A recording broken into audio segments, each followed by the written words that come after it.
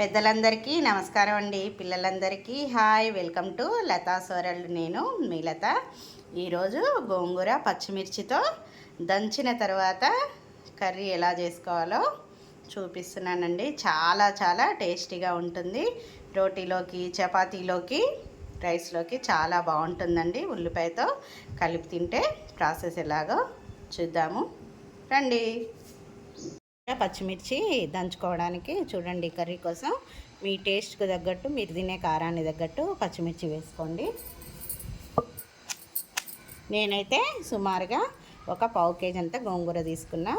దానికి ఈ పచ్చిమిర్చి దీన్ని ఇలా దంచుకోవాలి. కొంచెం మరి మెత్తగా కావద్దండి, కచ్చపచ్చగా దంచుకోవాలి. చూడండి, ఇలా కచ్చాపచ్చ మెదిగిన తర్వాత ఇట్లా ఉండాలండి, మెత్తగా కావద్దు. ఇందులో మనం ఇప్పుడు గోంగూర వేసుకుందాం. బాగా నీట్గా కడిగి పెట్టుకున్న గోంగూర అండి. దీన్ని ఇలా వేసేసుకొని కొంచెం ఇలా దంచుకోవాలి.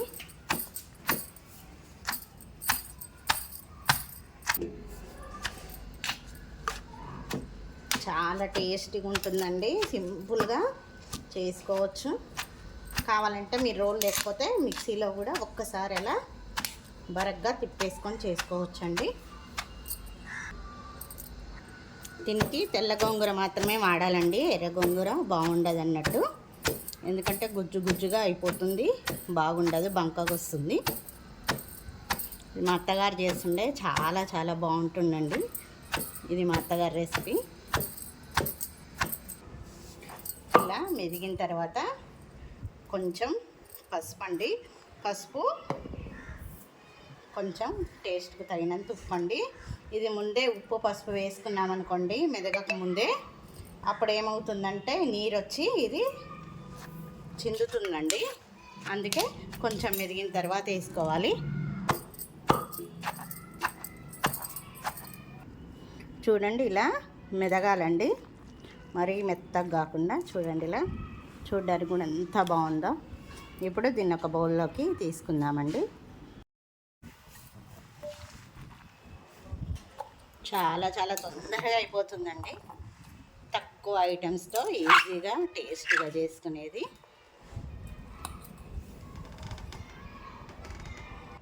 ఇప్పుడు పొయ్యి ఆన్ చేసుకొని ఒక గిన్నె పెట్టేసుకోవాలి.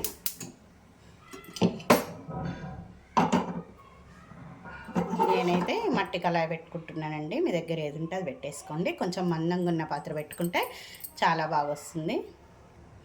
కొంచెం నూనె మరి ఎక్కువ కాకుండా తక్కువ కాకుండా మీడియంగా వేసుకోండి, మీరు వాడుకునే దాన్ని బట్టి. నూనె వేడిగానే ఒక ఎండుమిరపకాయ, జీలకర్ర, ఆవాలు, తర్వాత మనం దంచి పెట్టుకున్న ఈ గోంగూరదండి వేసేసుకోవాలి. కొంచెం వేసుకొని మూత పెట్టేసుకోండి, చిందకుండా ఉంటుంది. మొత్తం ఇందులో వేసేసుకున్నామండి.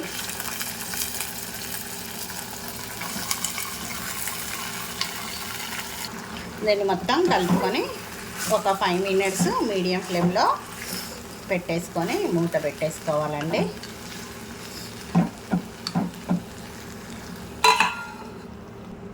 చూద్దామండి. చూడండి, బాగా మగ్గింది. ఇప్పుడు కొంచెం ఇందులో మెంతిపిండి అండి, నా దగ్గర చేసి పెట్టుకున్నా ఆల్రెడీ, అది వేసుకున్నా. మీ దగ్గర ఉంటే వేసుకోండి, లేకపోతే స్కిప్ చేసేసేయండి. ఇది మా తోటలోని గోంగూర అండి. ఇది తెంచుతుంటే అసలు దురదొచ్చింది. అసలు ఇంతకుముందు మా నాన్నమ్మ వాళ్ళు అంటుంటే విన్నా నేను, గోంగూర ఇట్లా తెంచుతుంటే దురదొస్తుంది ఇట్లా అని. కానీ మా తోటలోనే అట్లాంటి గోంగూర ఈసారి వచ్చిందండి. చాలా చాలా హ్యాపీగా ఉంది. ఇప్పుడు ఇంకొక 5 మినిట్స్ అయితే ఈ కర్రీ అయిపోతుందండి. మూత పెట్టి మగ్గించుకుందాం. కర్రీ అయిపోయినట్టేనండి. చూడండి, ఇట్లా కలర్ చేంజ్ కాగానే అయిపోయినట్టే. దీనికి ఉల్లిపాయ కానీ ఏది కూడా తాలింపులో వేసుకోలేదండి. ఇది ఉల్లిపాయ కాంబినేషన్తో తింటే చాలా చాలా టేస్ట్గా ఉంటుందండి. అంతే అండి. విడిపోయి ఆఫ్ చేసేసుకుంటున్నా. కర్రీ రెడీ అయిపోయింది. నా ఛానల్ని లైక్ చేయండి, షేర్ చేయండి, సబ్స్క్రైబ్ చేయండి. Thank you for watching. Bye.